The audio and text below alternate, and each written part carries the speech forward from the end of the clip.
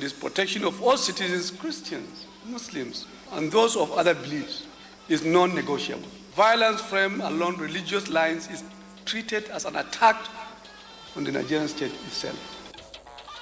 Nigeria reasserts commitment to unity and security for all as U.S.-Nigeria high-level security working group meets. Today, I can proudly say that confidence is returning to our investment environment. Your leadership, your vision has created an investment climate over the last few years.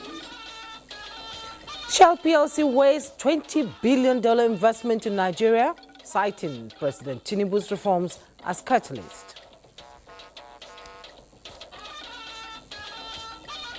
Also tonight, Chief Judge of Rivers State declines to form probe panel against Governor Fubara, cites subsisting court order. Good evening and welcome to NTA Network News. I am Jumma Yusuf. Tonight we'll be getting major news updates from two of our network centers. Adeola Kame Okere is in Lagos and will be our lead from that axis, while Abubakar Musa is in our Maiduguri Network Center and will be bringing us the reports from Borno and surrounding states. And here in Abuja, Benny Adams is on business news and Badi Adele is bringing us some of the latest sporting news tonight. Remember, you can catch up and follow this live newscast on our channels on all our social media platforms displayed on your screen. Let's go to today's survey. Nigeria's internal security challenge is our focus on tonight's NTA online poll as we continue in the quest to finding sustainable solutions to the security quagmire facing Nigeria. This search for solutions is urgent yet complex, and that is why we want to hear from you. Tonight, we want to know what you think the federal government should prioritize to tackle the country's internal security challenges. The poll is ongoing. Take a second to scan the QR code displayed on the screen, click on the link and have your say. We would like to know which of the options appeals most to you. We begin the news tonight with security matters as the National Security Advisor Nuhu Ribadu has reiterated that the protection of citizens across religious and ethnic lines remains paramount to the government, stressing that Nigeria is committed to ensuring freedom of belief and peaceful coexistence. He stated this at a high-level working group meeting between the Nigerian government and U.S. representatives.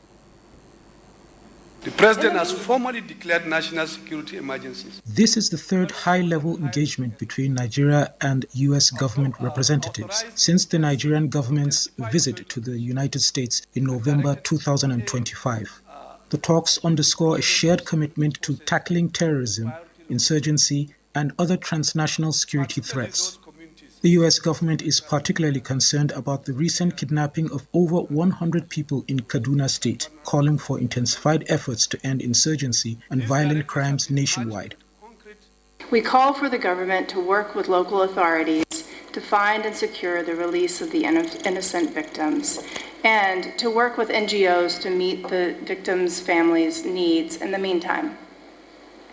Advancing religious freedom and security will help the United States and Nigeria to enhance the reciprocal benefits of our relationship, solidifying trade and economic deals, degrading terrorist groups.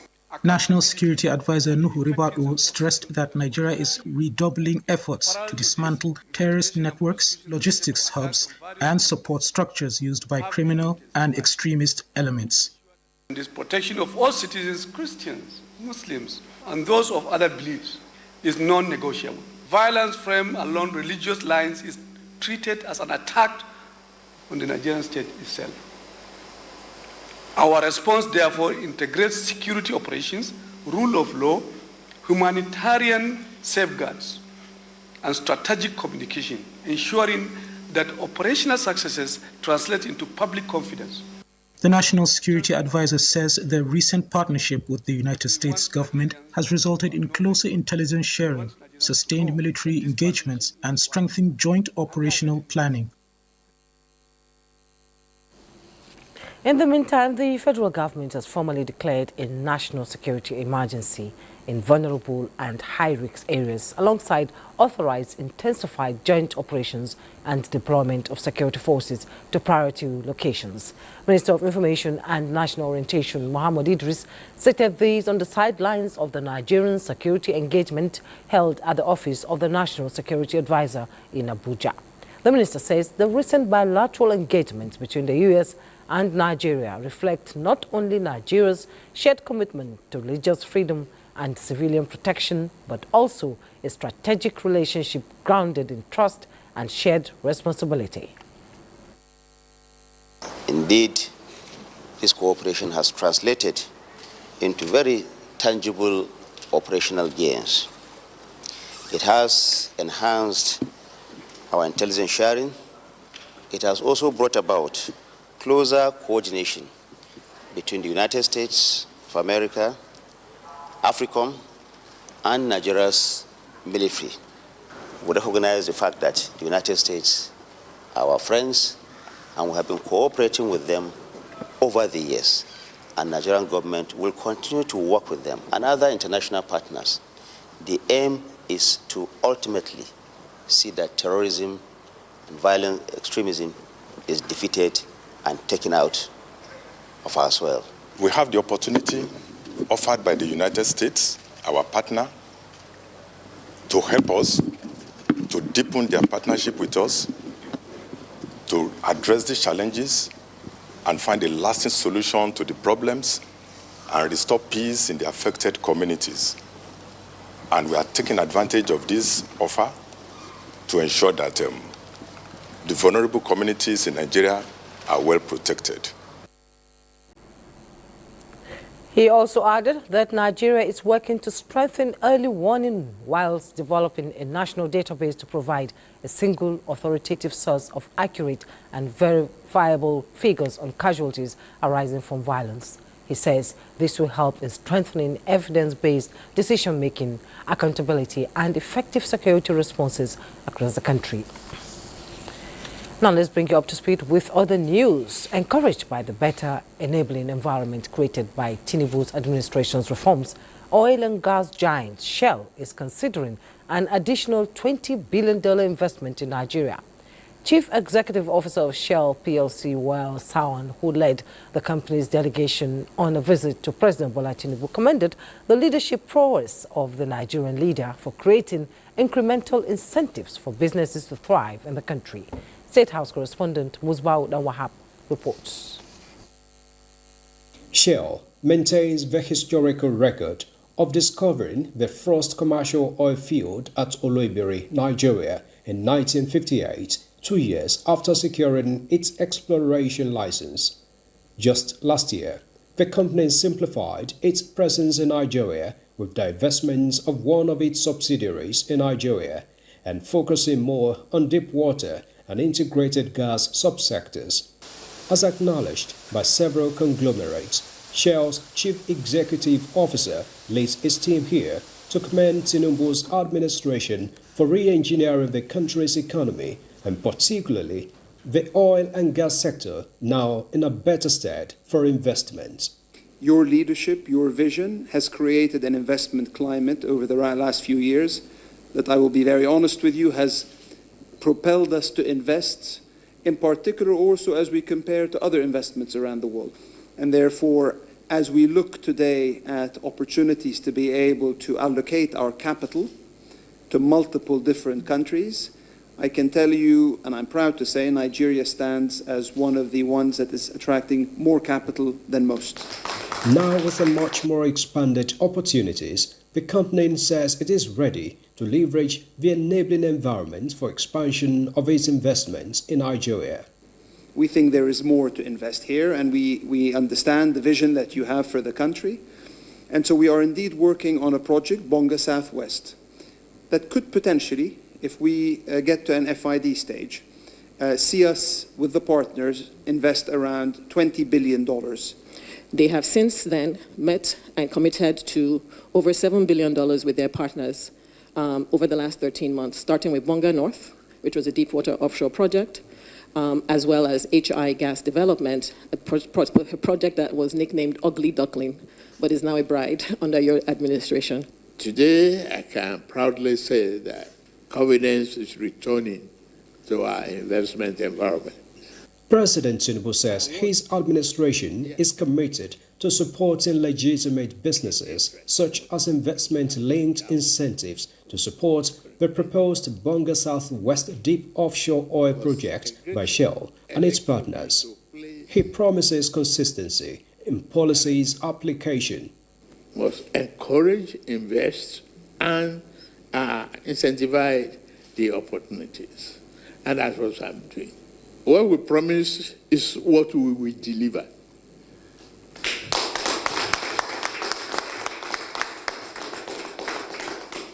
I've given instructions for them to gazette all the incentives necessary. That is an addition. You have no question to look at what we have promised. Expect a delivery. Expect a documented and consistency in policy and application going forward. Shell and its partners have reportedly invested nearly $7 billion in Nigeria in the past 13 months. From the State House, Musbao and Wahab, NT News. Still on happenings at the presidential villa, our correspondent also reports that Oyo State Governor Seyi Makinde says he will continue to partner with the federal government on national issues in the interest of Nigerians. Governor Makinde and his counterpart from Plateau State, Caleb Mutfwang, were in the presidential villa to visit President Bola Ahmed Tinubu. The governors held separate meetings with the president behind closed doors. However, in a chat with our correspondent, Governor Makinde, who has been in the news for his recent comments on political matters, says his meeting with President Tinubu was basically on national issues. Nigeria is a project that, all Nigerians must be concerned about, welfare of our people. What are the governance issues? This issue of insecurity, poverty alleviation. I mean, there are things that has no coloration of a party as leaders, whether president or governor of a state. Those are things that we have to work together, consult with one another, and ensure that we can make life one shade better for our people. Sure, Your Excellency, but recently some of your colleagues in the PDP have moved on to the other party, which is APC. Mm-hmm. Are you considering this at all? No. I'm comfortable in the PDP. And again, we may have issues in this country where you need bipartisan approach, where it won't be an issue of maybe APC talking alone or PDP talking alone, where we will have to look at what is the best foot forward, in the interest of our nation.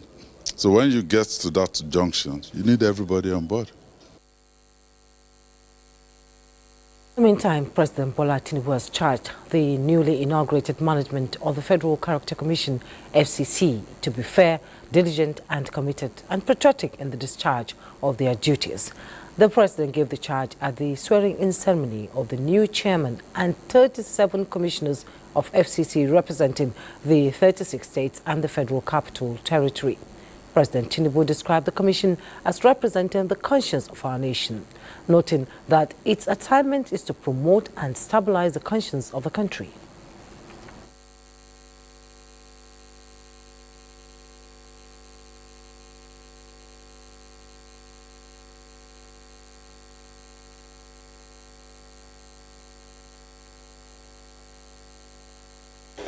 What you have been assigned to do is to promote and stabilize the conscience of this country.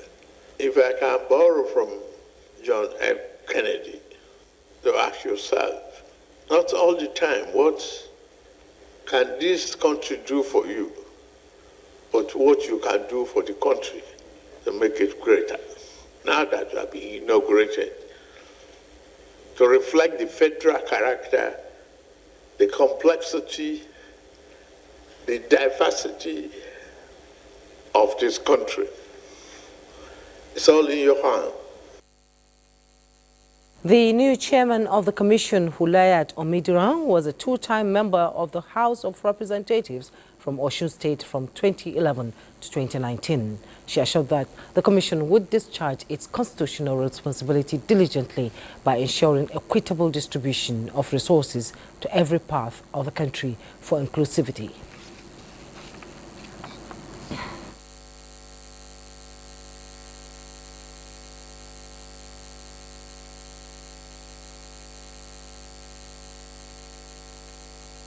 Nigeria has good things in abundance, but it must go round every nook and cranny of Nigeria to engender inclusivity so that everybody will know that Nigeria is theirs and they will own the country. So what Mr. President told us is just to remind us of what the Act has mandated us to do, and we are fully ready to do it. State House correspondent Musbah Dan Wahab reports that President Tinubu appointed the new chairman of the FCC on August 11, 2025, and followed by Senate's confirmation on November 27, 2025. We'll take a break. We'll be right back. You're watching NTA Network News, and let's now go to the Economic Forum at Davos, where Vice President Kashim Shettima says Nigeria no longer views food security through a narrow agricultural lens, but as a fundamental macroeconomic security and governance issue. He stated this at a high-level panel on the food security at the ongoing World Economic Forum in Davos, Switzerland. The Vice President said the federal government no longer treats food security as a narrow agricultural concern, but as a strategic pillar for governance, economic stability, and regional cohesion. He disclosed that the Tinubu administration had begun a multi-dimensional agricultural drive designed to insulate the nation from global shocks while restoring the productivity of Nigeria's food basket regions. The third challenge, which we have a specific solution, is the issue of our import dependence and forex volatility, which has a direct impact on the inflationary trends in the country. We largely import wheat, sugar, we import dairy products, and I believe efforts are being made to accelerate the production of most of these crops. And we are also using local subsidies like sorghum, like wheat, cassava to flour, all in an effort to address all those imbalances. Vice President Shettima expressed optimism that with the ongoing renewed hope agenda reforms, Nigeria will witness greater climate adaptation, moving from pilot to reality, as well as a boom in intra-African trade far beyond 10.7%.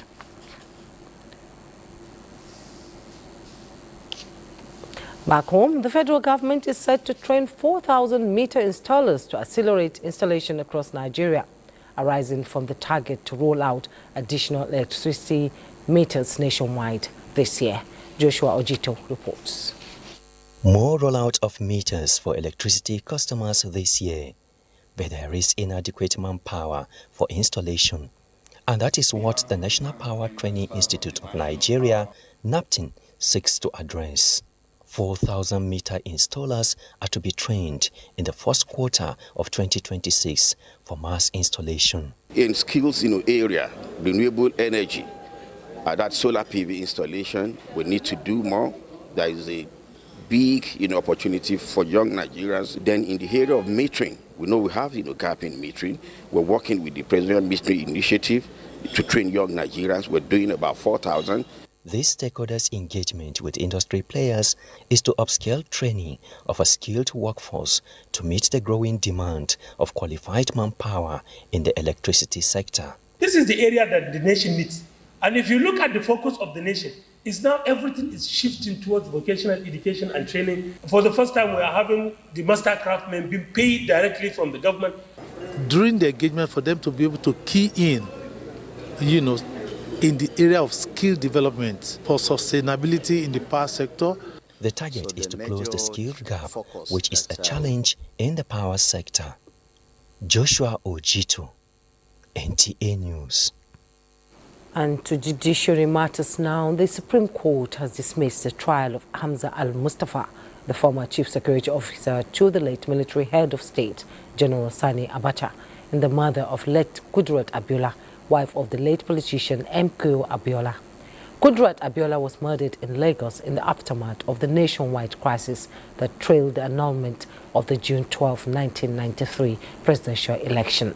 The trial of al-Mustafa and the murder charge brought against him by the Lagos state government was, however, put to rest as a 5-man panel of Supreme Court justices headed by Justice Uwani Abba-Aji said the Lagos state government has lost interest in the matter and has abandoned it.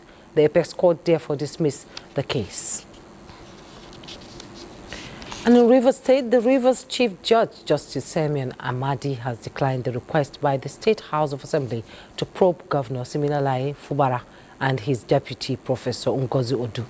This is contained in a letter personally signed by the State Chief Judge and addressed to the Speaker, Rivers State House of Assembly, Martin Amohele. The letter acknowledged receipt of the resolution by the State Assembly requesting him to set up a 7-man panel to investigate the allegations brought against Governor Fubara, but stated that he is restrained by a substituting court order.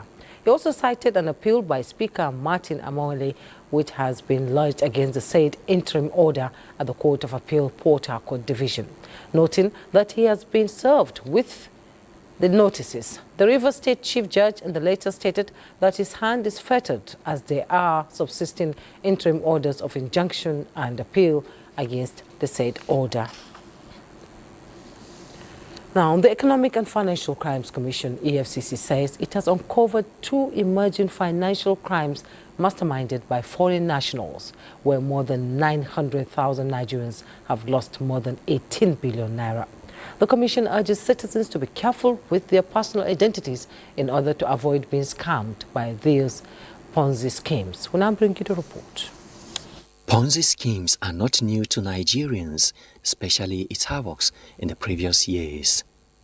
Well, from last year to this year, 2 new financial crimes have been defrauding citizens. One of the schemes is the airline discounts, where syndicates lure their victims by offering them discount on airfare. This scheme has defrauded Nigerians of more than 651 million naira. With the intervention of the EFCC, more than 33 million naira has been recovered and returned to the victims. The second one is the Fred and Farid Investment Company Limited, where more than 200,000 Nigerians have been defrauded of more than 18 billion naira, which was wrecked through 9 companies offering diverse investment packages. One striking feature of all these schemes is the compromise of our national financial space. A new generation bank and 6 fintechs and microfinance banks are involved in this. They get all parents and people that are naive, and then they get their details prior to open accounts. They give them sometimes 1,500, 2,000 naira, and these people sell their identity to them, and they use that to open accounts. And one of the things that we want to call on the central bank or the regulatory agencies is that they should restrict individuals from having a certain number of accounts. If one person has 960 accounts, that enough is suspicious. The Commission is urging regulatory agencies to bring financial institutions to compulsory compliance with regulations. Okay, we'll take a pause now as we join Adeola Kamia in our Lagos studio for more on Network News. Hello, Adeola. Mia Kirena, Lagos. The Minister of Marine and Blue Economy, Adegboyega Oyetola, has inaugurated a fully integrated digital platform in Lagos aimed at eliminating paper-based bottlenecks. to enhance transparency and allow ship owners submit, monitor, and obtain approvals for cabotage vessel financing. Dana Jale completes the report. The unveiling of the Cabotage Vessel Financing Fund CVFF application portal, the Minister of Marine and Blue Economy, Adegboyega Oyetola, says underscores government's commitment to driving efficient disbursement process for ship owners. He described the platform as a strategic investment aimed at strengthening the nation's indigenous blue economy. We hope to reduce reliance on foreign flagged vessels in our coastal trade, improve retention of value within the domestic economy, create employment opportunities for Nigerian seafarers, and stimulate growth in allied sectors. With the new framework, eligible Nigerian citizens and wholly owned shipping companies can apply for loans up to $25 million per beneficiary with interest rate of 6.5% per annum, with a requirement that the applicant contributes at least 15% equity. Today's launch is not an end of a journey, but the beginning of a new phase. It calls for collaboration, professionalism, and sustained commitment from all stakeholders. Government officials and ship owners commended the Minister of Marine and Blue Economy and NIMASA for the laudable achievement. This is something we have been waiting for 23 years. So today marks a very big milestone. This will really cover the skill gap for cadetship and for seafaring as well. With the CVFF application portal now available, ship owners are to register, upload corporate and project documents, monitor their application status online. A move expected to unlock long-awaited capital for vessel acquisition. In Lagos, Diana Ajale, NTA News.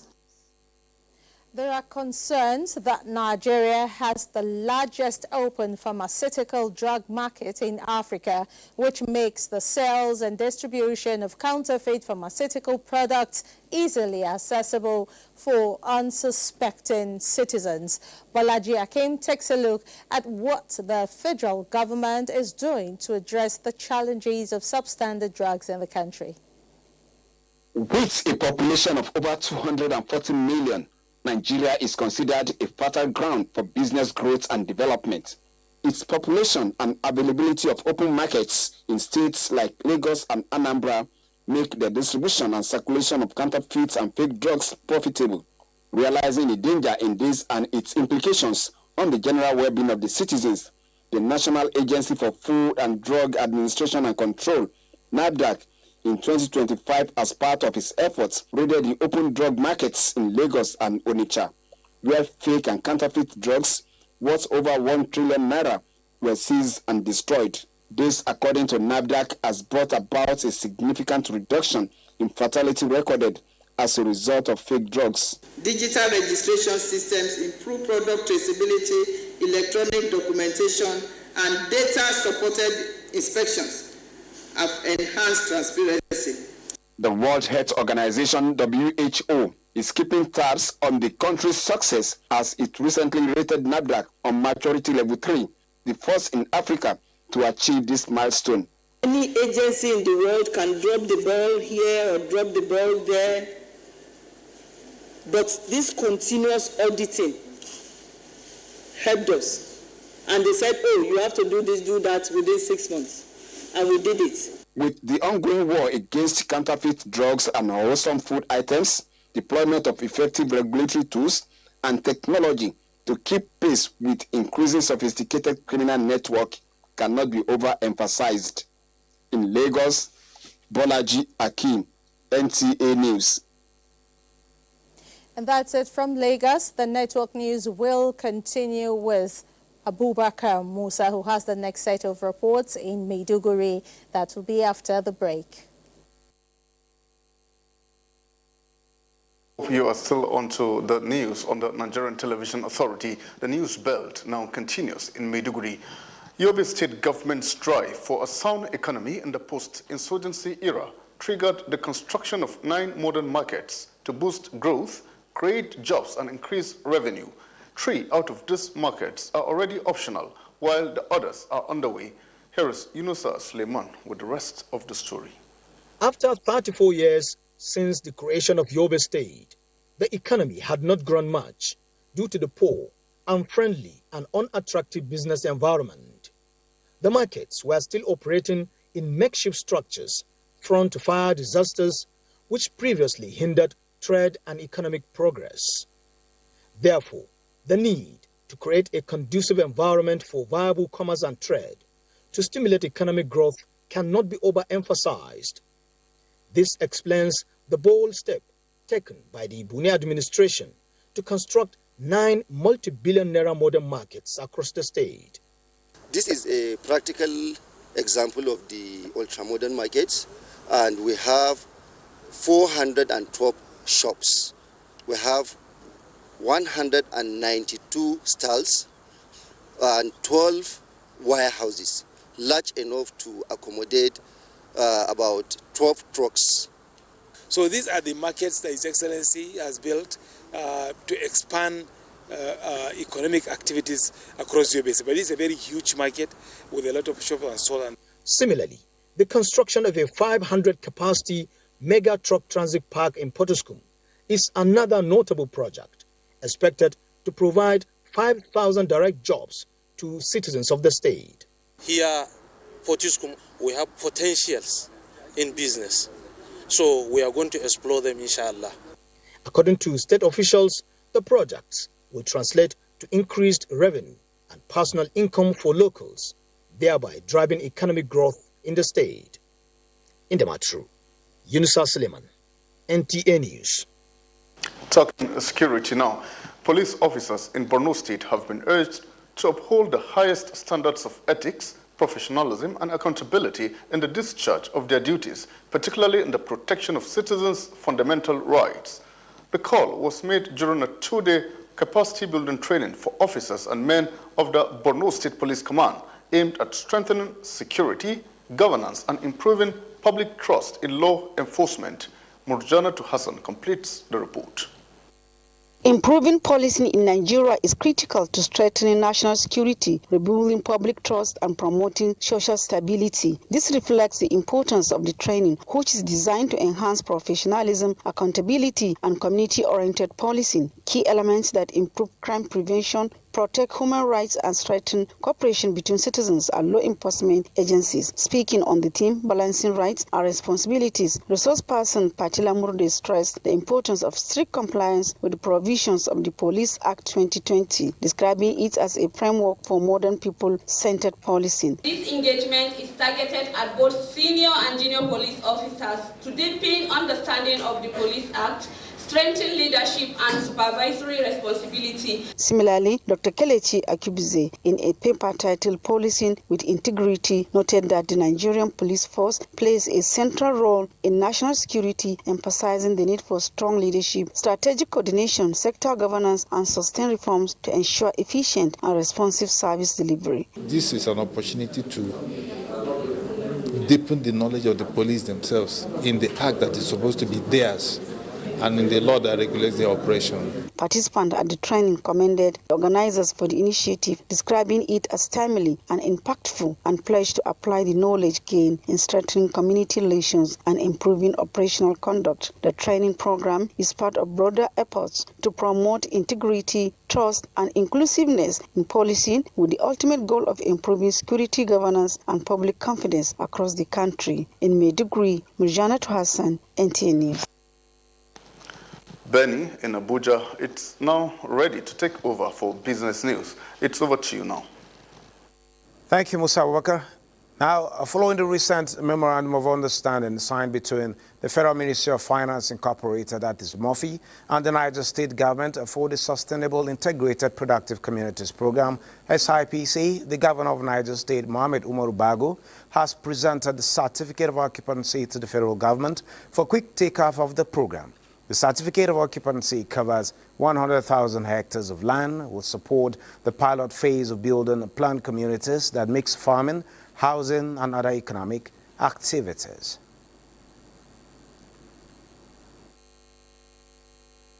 This is a project that is going to bring revolution to Nigeria in terms of industrialization, agriculture, livestock, security, and so many other industries. This is a seal. The true measure of success will not be the documents exchanged today, but the homes built, farms cultivated, jobs created, and communities transformed. That's what Nigerians want to see, not grammar, not adverts. They want to see food on the tables at price that makes sense. We have our fertilizer company who already has raw materials in the warehouses, and we can move fertilizer there as early as tomorrow if we need to. The SIPC program is designed to help rural families secure land, good homes they can pay for with, farm produce, better roads, electricity, security, and ready markets for their crops. And now to Davos. For developing countries to escape the debt trap, Kristalina Georgieva of the International Monetary Fund insists countries must increase their domestic revenue mobilization by widening the tax base with emphasis on bringing the informal sector into the formal fold. This is as the global economy is stuck in a low-growth challenge, with developing countries accumulating credit and now interest rates are rising amid the need to meet massive development spending needs, the political difficulty of raising taxes, and the urgent necessity of rebuilding buffers to protect against future shocks. Georgieva proposes a spending plan that will ensure long-term human capital isn't sacrificed for short-term balance.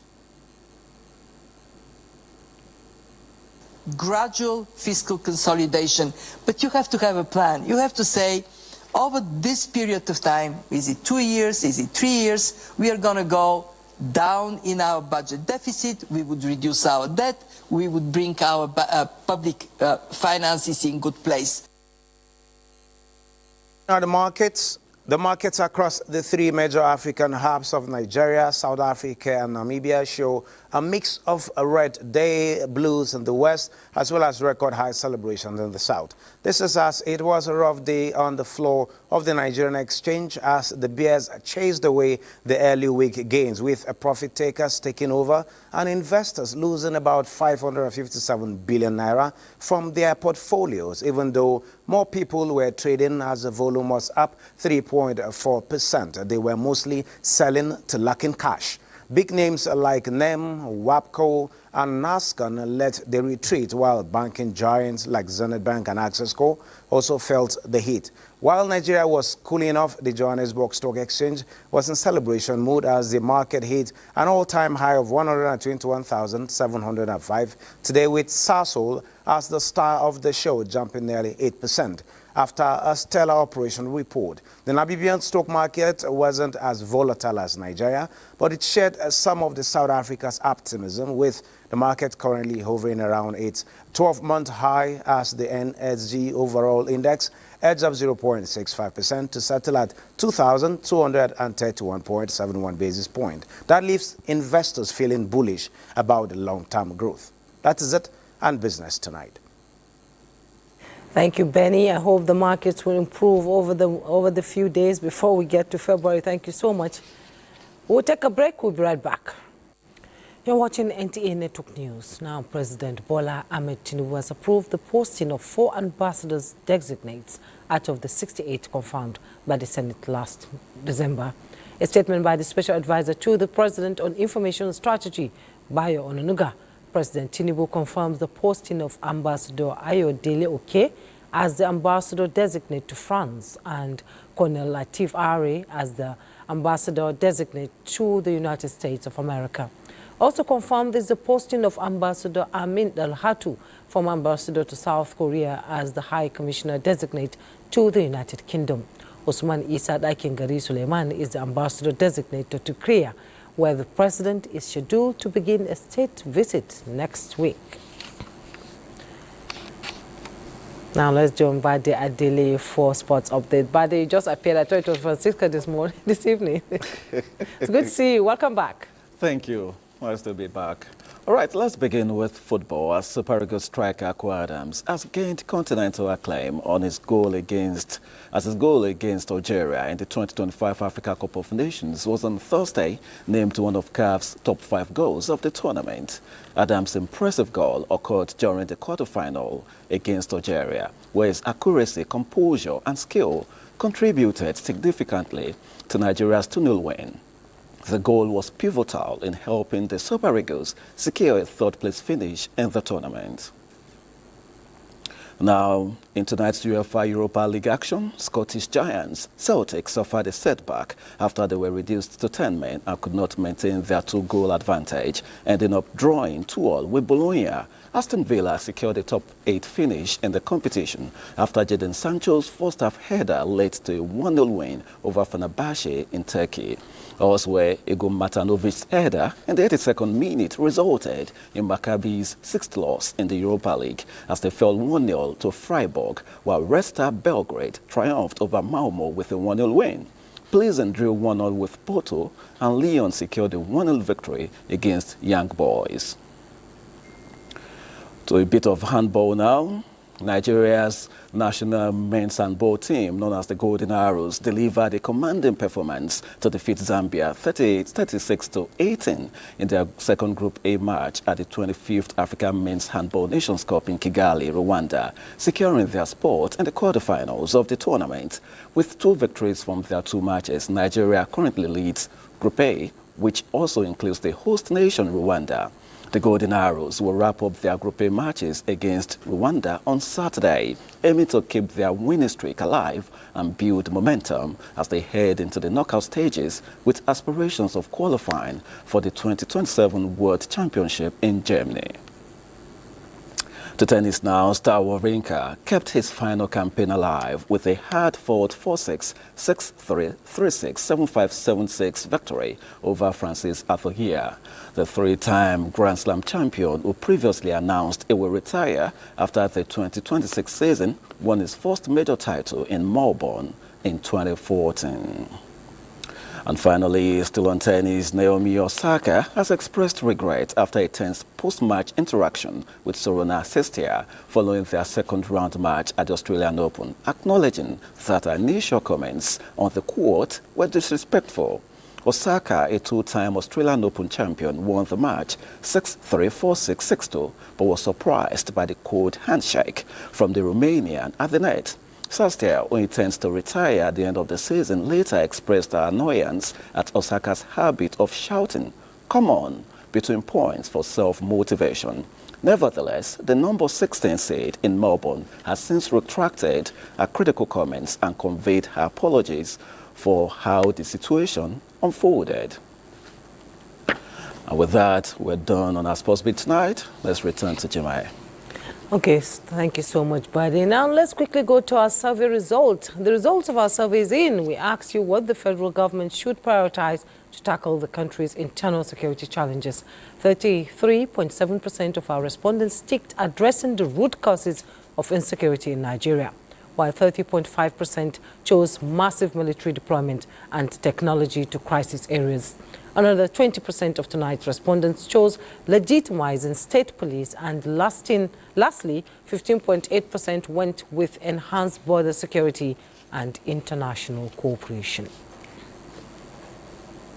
And that's Network News for tonight. Thank you so much for watching. On behalf of the production crew, I am Juma Yusuf. Have a great night.